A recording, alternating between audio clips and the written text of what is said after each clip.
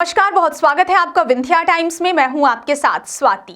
CM doctor Mohan Yadav आज एक दिवसीय प्रवास पर रीवा आए और दोपहर 3:30 बजे गुड़ विधानसभा क्षेत्र में आयोजित कार्यक्रम में शामिल हुए। इस अवसर पर उन्होंने 1.80 करोड़ रुपए की लागत से जीर्णोद्वार किए गए भैरवनाथ मंदिर का भव्य लोकार्पण किया। यह मंदिर ग्राम खामडीह में स्थित है और भैरव बाबा की विशाल प्राचीन प्रतिमा दुर्लभ शयन मुद्रा में है, जिसका निर्माण लगभग 10वीं शताब्दी का माना जाता है। प्रतिमा वर्षों तक खुले आसमान के नीचे रही थी, लेकिन अब शासन की एलईडी योजना के तहत लगभग 1.80 करोड़ रुपए की लागत से इसके चारों ओर 2 मंजिला मंदिर का निर्माण कराया गया है, जो हजारों श्रद्धालुओं की आस्था का केंद्र बन गया है।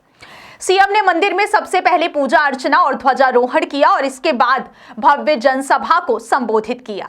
सभा की अध्यक्षता उप मुख्यमंत्री राजेंद्र शुक्ल ने की। डॉक्टर मोहन यादव ने अपने रीवा प्रवास के दौरान करीब 26 करोड़ रुपए के विभिन्न विकास कार्यों का लोकार्पण किया। इनमें गुड़ स्थित भैरवनाथ मंदिर के जीर्णोद्वार के साथ साथ 2 प्रमुख सड़कों का निर्माण भी शामिल है। इसके अलावा सीएम ने गुड़ क्षेत्र के लिए कई महत्वपूर्ण घोषणाएं भी की। उन्होंने कहा कि गुड़ में पोस्टमार्टम रूम के लिए अलग भवन का निर्माण किया जाएगा और गुड़ सामुदायिक स्वास्थ्य केंद्र में एक्सरे भवन का भी निर्माण होगा। भैरवनाथ मंदिर के पास 2 एकड़ में इंडस्ट्रियल एरिया विकसित किया जाएगा, जिससे स्थानीय स्तर पर रोजगार के अवसर बढ़ेंगे।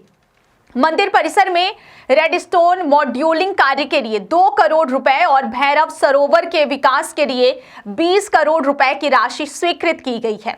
इसके अलावा मंदिर परिसर में पुलिस चौकी और भवन, तीर्थयात्रियों के लिए विश्राम गृह और गौशाला का निर्माण भी किया जाएगा। सीएम ने अपने संबोधन में कांग्रेस पर तीखा हमला करते हुए कहा कि कांग्रेस के लोग हमेशा मंदिर निर्माण का विरोध करते रहे हैं। उन्होंने आरोप लगाया कि कांग्रेस से जुड़े बड़े अधिवक्ता अदालतों में यह तक लिखते थे कि भगवान राम का जन्म भारत में नहीं हुआ है और इसके प्रमाण मांगे जाते थे।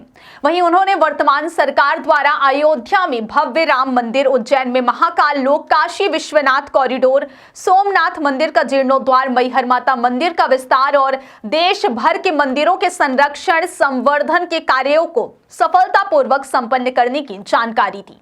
मुख्यमंत्री ने बताया कि भगवान राम ने अपने वनवास काल में सबसे अधिक 11 वर्ष विंध्य क्षेत्र के चित्रकूट में बिताई। इसके महत्व को ध्यान में रखते हुए चित्रकूट का भी भव्य विकास किया जाएगा, जिसमें 2000 करोड़ रुपए की लागत से कायाकल्प किया जाएगा। उन्होंने यह भी कहा कि गुड़ विधायक नागेंद्र सिंह द्वारा भैरवनाथ मंदिर के पास इंडस्ट्रियल एरिया विकसित करने की मांग की गई थी, जिसे सरकार ने स्वीकार कर लिया है।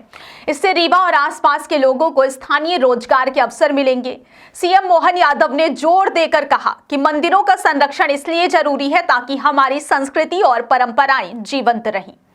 यह भगवान राम और भगवान कृष्ण की परंपरा का देश है और हमारी जिम्मेदारी है कि आने वाली पीढ़ियों को यह विरासत मिले। सांसद जनार्दन मिश्रा ने बताया कि रीवा में सिंचाई परियोजनाओं के लिए सरकार ने हजारों करोड़ रुपए का बजट प्रदान किया है, लेकिन भैरवनाथ क्षेत्र में अभी और बजट की आवश्यकता है, जिसे उन्होंने सीएम के समक्ष रखा। उप मुख्यमंत्री राजेंद्र शुक्ल ने कहा कि कभी यह सोचा नहीं जा सकता था कि ग्लोबल इंडस्ट्रियल कॉन्क्लेव के बाद रीजनल इंडस्ट्रियल कॉन्क्लेव भी होगा, जिसमें देश और विदेश के लोग भाग लेंगे।